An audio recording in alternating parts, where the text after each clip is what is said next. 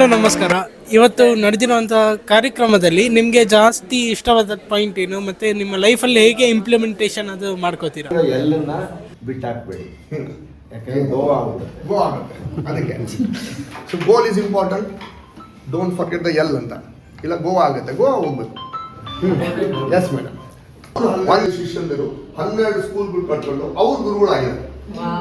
ಇವರು ಗುಗ್ಗುರು. ನಾನು ಅವ್ರ ಹತ್ರ ಕಲಿತಾ ಇದ್ದೀನಿ.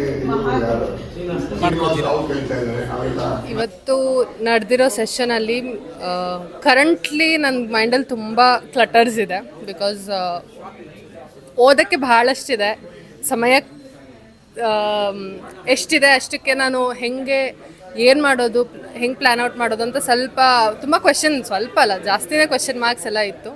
ಸೊ ರಾಜೇಶ್ ಸರ್ದು ಸೆಷನ್ ಅಟೆಂಡ್ ಮಾಡಿದ್ಮೇಲೆ ಆ್ಯಕ್ಚುಲಿ ನನಗೆ ಕ್ಲಾರಿಟಿ ಸಿಕ್ಕಿದೆ ಈಗ. ಬಿಕಾಸ್ 1 year ಫುಲ್ ನನ್ನ ತಲೆಯಲ್ಲಿ ಓಡ್ತಿದೆ ಎಲ್ಲನೂ. ಸರ್ ಹೇಳ್ದಂಗೆ ತಲೆಯಲ್ಲಿ ಜಾಸ್ತಿ ಇದ್ದರೆ ಅದು ವರ್ಕೌಟ್ ಆಗಲ್ಲ, ಪೇಪರಿಗೆ ಬರಬೇಕು. ಅದು ಪೇಪರಲ್ಲಿ ಇಳಿಸೋದು ಹೆಂಗೆ, ಏನು ಮಾಡಬೇಕು ಅಂತ ಹೇಳಿರೋದು ನನಗೆ ತುಂಬ ಕ್ಲಾರಿಟಿ ಸಿಕ್ಕಿದೆ, ಐಡಿಯಾ ಸಿಕ್ಕಿದೆ. So that is something beneficial.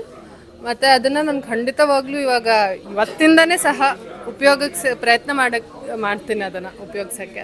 Okay, sir ಹೇಳಿದ್ರೆ ಟೈಮ್ ಅಂತ ನಮಗೆ ಎಲ್ಲರಿಗೂ ಗೊತ್ತಿರ್ಬೋದು, ಟೈಮ್ ಏನಂತ ಅಂದ್ಕೊಂಡಿರ್ತೀವಿ, ಆದರೆ ರಿಯಲ್ ಮೀನಿಂಗ್ ಇವತ್ತು ಅರ್ಥ ಆಯಿತು.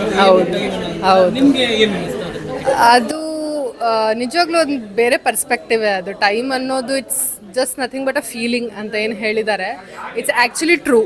Because the way he explained, ಕೆಲವೊಬ್ಬರಿಗೆ ಸಮಯ ಹೆಂಗೆ ಬೇಗ ಹೋಗುತ್ತೆ, ಕೆಲವೊಬ್ಬರಿಗೆ ಹೆಂಗೆ ಸ್ಲೋ ಆಗಿರುತ್ತೆ. It's nothing but your feeling, the present. ನೀವಲ್ಲ ಅವಾಗ ಇರೋ ಫೀಲಿಂಗ್ ಏನಿದೆ ಅದನ್ನಷ್ಟೇ ನೀವು ಅನುಭವಿಸ್ತೀರಾ. ಬಿಟ್ಟರೆ ಸ್ಪೆಸಿಫಿಕ್ ಆ ಥರ ಟೈಮ್ ಅಂದರೆ ಇದು ಅಂತ ಏನೂ ಡೆಫಿನೇಷನ್ ಇಲ್ಲ ಅದಕ್ಕೆ. So that's really good actually. Okay, thank you ma'am.